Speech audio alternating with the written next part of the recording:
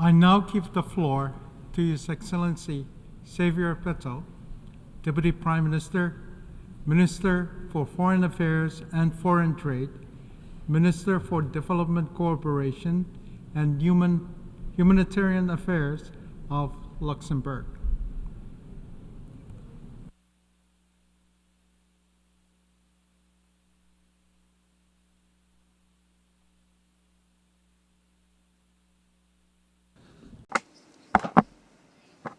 Colleagues, it's an honor to be in front of you again, for being able to speak about the situation and how we see the world. I listened to a lot of speeches, and when I listened to the main theme of the topic we had last week and the beginning of the week, no one behind, I have to tell you that we are in a special situation. How should you explain to someone in Palestine, in Lebanon, in Kiev, in so many different places around the world, that we want to leave no one behind? That just because of war. How would you explain to some of the countries now that after some national elections, the development and the aid for those more poor countries are cut by saying no one behind? How do you want to say to people waiting outside, demonstrating outside, that we came here together to find solutions about all the troubles that we have nowadays? I can tell you that for them, we are just discussing, but not acting. We are like a very barking dog without teeth, barking all the time, but leaving so many people behind. That's just a not so optimistic introduction, but this is the case how it is today, when I see that for the moment 60 conflicts are existing and about 50 conflicts could start tomorrow. So in total we have about 115 conflicts potentially or existing already. And they go from Congo to Yemen, from Sudan to Myanmar, from Syria to Venezuela, from Haiti to Libya, from Armenia to Azerbaijan could happen tomorrow. So you see, the whole world is, in fact, if you look geographically, in conflict. You have these big conflicts we speak a lot about, but you have also all these little conflicts who are not on our agenda every day, but where people suffer that much also. I have next week a meeting of the French-speaking countries, and as I want to be welcomed, excuse me that I will continue also in French. When I speak of the major conflicts that exist, let me begin with Ukraine. This week we had President Zelensky here, and a lot of you have been to Kyiv. You've been there to support Ukrainian colleagues. And I remember the discussions that we've had here, and I see a couple of colleagues from the Russian Federation here. That's good. It's something new. Very often they leave the room. I'd like to ask them today why there is this war. Why this war? I remember at the beginning of this conflict, a lot of you felt that this wasn't my role, but I tried to dialogue with President Putin and also have a dialogue with President Zelensky. And I remember the arguments that were put forward. I won't tell you details of my discussion with President Putin, but asking why Russia has attacked Ukraine. And it was, we were told that it was Ukraine that wanted to make Russia fearful, that it was a danger to Russia. Beginning a war is easy. Ending a war is what requires greatness, and you can have peace conferences. They are organized, but without the presence of Russia or China, believe me, these are moments of moral support for Ukraine. But if we want to find a solution, then you have to get everybody around the table to find a lasting solution for Ukraine. We ourselves are Luxembourg, and we're a small country, but twice we have experienced aggression. Twice we thought we had neighbors that thought they knew better for our country than we did ourselves. And so we understand the suffering of Ukraine. We know what it is to have a bigger neighbour and a neighbour that feels they know better. And today in the European Union, Germany is a brotherly country, a partner country with France and Belgium. And we are lucky to have the European Union of 1957.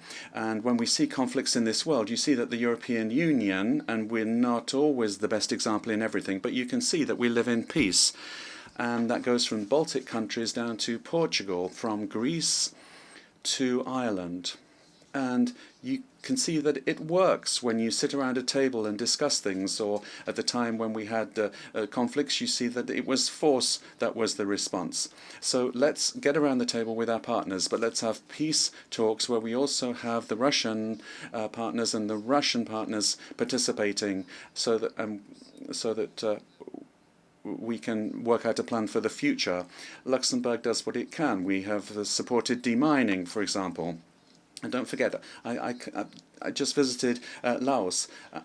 30 years after the war, 40 years after the war, people are still dying from remnants of war.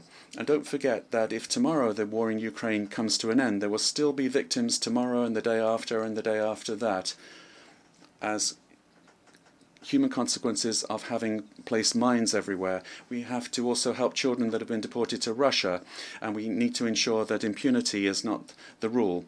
And after conflict, of course, I have to, referring to Ukraine, I have to refer to the Middle East. This week we've had discussions with partners to find a two-state solution. For me, what is important today is that we have to be conscious of the fact that there won't be a winner of this war. What's been caused here? How do you explain to a young Israeli that Palestine is a friendly country when their brothers or sisters are held hostage by Hamas? How do you want to explain to a young Palestinian that Israel, its neighboring country, is its friend when they buried their friend the day before? That's the reality on the ground. What are we doing here? It's generations of hate for the next 20, 30 years, future generations, where people won't get around the table. This is one is going to continue to hate the other in this situation. Are we aware of this? Yesterday, I heard the Israeli Prime Minister. He was thinking about the head of Hezbollah. I mean, if tomorrow somebody said if the head of Hezbollah is killed, there'll be no terrorism. That's the same. But these terrorist organizations are like octopuses. If you cut off one arm, another one grows. There's no one approach against fanaticism. We have to restore the hope of young people. And if we don't find a solution quickly, we are training future generations for Hamas and Hezbollah in that region that is so full of conflict. 40,000 people already dead. UNRWA, which is an organization that is part of this house, let's remember that. And that is being placed on the list of terrorist organizations. Are we all going to accept that our own agency working there be considered as a terrorist organization? And for those that are not familiar with UNRWA's work, I counsel you to go to Palestine and see what UNRWA is doing on the ground. Providing education, health. If there wouldn't be that if UNRWA wasn't there. They're doing everything to ensure that they can do what they can. So many people have already given their lives to UNRWA to help the Palestinian people. And if we accept here that UNRWA is considered a criminal organization, we open the Pandora's box for everything. We have to understand today that there's no alternative to UNRWA. And no one is saying, well, I can replace UNRWA. I can deal with Palestine tomorrow, whatever happens. So I really do urgently call upon Israel to stop placing an agency of this house on a terrorist list, and we are not reacting to it. That means we're accomplices in accepting everything. Now, I understand that Israel has the right to self-defense, but there are limits as well, and it's important to be balanced. On this matter, people always want to say you're for Israel or you're for Palestine or you're against one or against the other. No, you can be for peace. You can be for the civilian population without being in favor of one or not in favor of the other. We think too much about this one party against another party, and it's the civilians that suffer. We talk about recognition as well. My country is one of the few countries that has not recognized. Some countries have recognized. Okay, but that recognition is a one-time thing. I don't want to have recognition just as a symbol. I want it to have an impact. So that's also a message to all of you that haven't yet do this. Let's coordinate, have an exchange of views and see how we can have an impact on the ground so that that has an effect. Not just to say, well, we're giving moral support and that is we want to help the people that are there on the ground. And there will need to be a two-state solution. We need a two-state solution, and we need to realize that peace in Palestine will constitute the security of Israel. And without peace in Palestine, there will never be any guaranteed peace for Israel. They go hand in hand. And I'd like to have this coordination between countries, and if there is no coordination, then we need to think about possibly opening up a diplomatic representation in Israel and in Palestine that we haven't yet done as the Grand Duchy of Luxembourg, to stress that we want to have two states that we recognize. And when I think of the vote that was held here a little while ago, do you agree with the interpretation of the ICJ? We asked for an opinion, let's not forget that. And then, do we decide afterwards whether we want to respect that opinion? You don't wait for a judge to give a ruling and then say whether you agree with it or not. No, you request an opinion of a judge, and then you request the opinion of that international organization, or it may as well not be there in the first place. So the Sahel, another difficult area where some years ago we were discussing with partners. Now we've seen coups and instability in Africa. People who are becoming refugees because they're afraid that they might be mistreated by the coup leaders that took power overnight. What's important for me, I'm a foreign affairs minister, but I'm also a minister for cooperation. And we've spoken about the Pact for the Future. We've spoken about this investment. And I remember as former Prime Minister, the Millennium Goals, the MDGs. Now we have the Sustainable Development Goals, and particularly this year's 75th anniversary of the Geneva Conventions, and we speak about these things, but we forget as well. As new Minister for Cooperation, I have established new criteria. I, for example, have asked countries with which we've signed an agreement that I don't want to dictate things. For a long time, Europe thought it knew what was best for Africans. No, Africans have to make their own choices, but it's important to support them as well through cooperation policies. And then you can have partnerships, you can have exchanges and collaborations. What I ask of those countries, however, is not the minerals, it's not about the economic recovery, and I'm not asking them to change their legislation. All I'm asking is that they don't backslide, that they don't go backwards. So, in other words, the rights that exist for everybody already are respected, be that the rights of women. When I think of a country that's a member here where women don't have the right anymore to be educated, do we accept that? No, and I won't shut up about that. I don't accept it. Where religions can't be followed in a country, no, I don't accept that. And when we ask that the rights of minorities and gender minorities are respected as it exists today and there be no backsliding, I will say something if that's not the case. This week I was at a meeting with a head of state, an African head of state, and I wanted to work with them, and I spoke about these three conditions. This importance of respecting them. And that head of state told me with regard to sexual minorities that if their population feel that homosexuality is a crime, then they will criminalize it. To be a head of state, Mr. President, is not always to do what the majority wants. It's also to defend the minorities in a country. You can't always follow what some people want against others, to be done against others. In a country of diversity is what makes the wealth of a country. And if tomorrow rights that exist now are withdrawn, that means that I can't have a serene dialogue with that country if they go in that direction. And I regret that very much. And I'm not asking anybody to change their rules on abortion or religion, or to have marriage for everyone, or give rights today that don't exist. But don't backtrack. These are things that we've seen in Europe and elsewhere in the world. So don't make that mistake of going back to a previous world. and the Pact for the Future. And we've got SDG 16, rule of law and justice. I'd like to thank I'm grateful for the discussion that we've had here talking about the rule of law. Now, in the EU even, we have certain countries that see this with rather flexibly. I don't think that's acceptable, and we have had to take action within the European Union against certain countries. But we do have to keep our backbone here when it comes to women's rights and justice. Women's rights, for example, in Luxembourg, we've discussed whether we should give additional money to political parties that place more women on electoral lists. But why give a premium for something that should be normal? We have decided that if somebody doesn't do this, there will be less money. But why should we give more money for doing something that should be normal? No. You can make progress, logical progress, rather than giving a premium to an organization to do something that should be normal.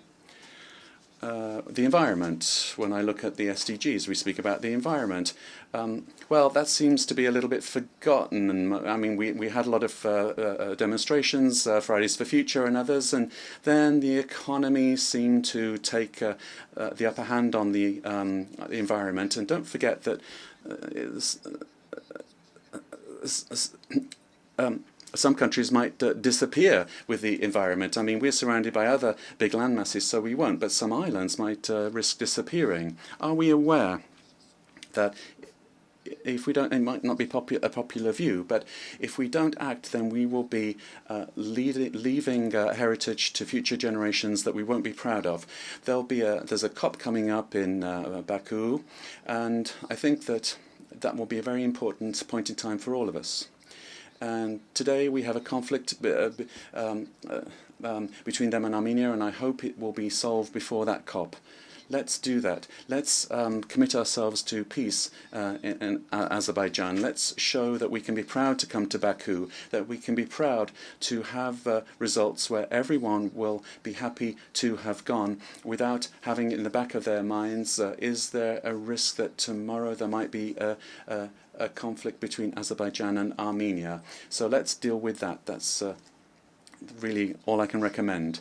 Then with regard to this dog that barks but never dies, yes, in Europe we have rules like we do in the UN that date back to the Second World War, the leftovers of the Second World War, with the 5 permanent members and Africa not represented. And in 2024, now we're asking ourselves, well, how can we have a Security Council talking about the world without Africa being represented? That's the first thing. And now we're being told, well, it would be good to have this and that country as a permanent member. I'm not opposed to that, but it's not by enlarging the circle of the privilege that we will become more efficient. If we want to be more effective, we have to ask ourselves the question whether it's normal that a permanent member, through a veto, is able to block a process. No, it's not. I think you have to think about this. Security Council reform, why couldn't it be that if a country enters a veto, a 2/3 majority would be able to overturn that veto, and that then there would be a vote in the General Assembly, and if 2/3 here as well voted in a different direction to the veto, then that veto would be rendered ineffective. If we want to make progress, that's the only thing we can do. Just having more members in the Security Council would just be expanding the problem, because more people would have the right to veto. So I conclude here, Mr. President, by saying that being a permanent member of this House is not a privilege, it's a responsibility. And if you look at the time that this was created, it was done by countries that were there to guarantee power. They were the major powers that were there because they were the guarantors of peace.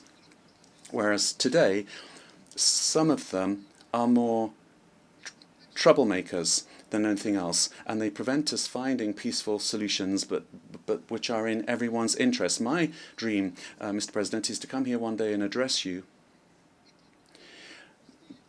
being convinced that we can say that in this world, and I said this 3 or 4 years ago in my speech, that in this world irrespective of where we are and the colour that we might have, the religion that we might follow, our gender, our sexual orientation, how much money my parents had, I have the same chances, the same rights, but also the same obligations. And then I would be proud to be part of an international community. I thank you. I thank the Deputy Prime Minister, Minister for Foreign Affairs and Foreign Trade, Minister for Development Cooperation and Humanitarian Affairs of Luxembourg.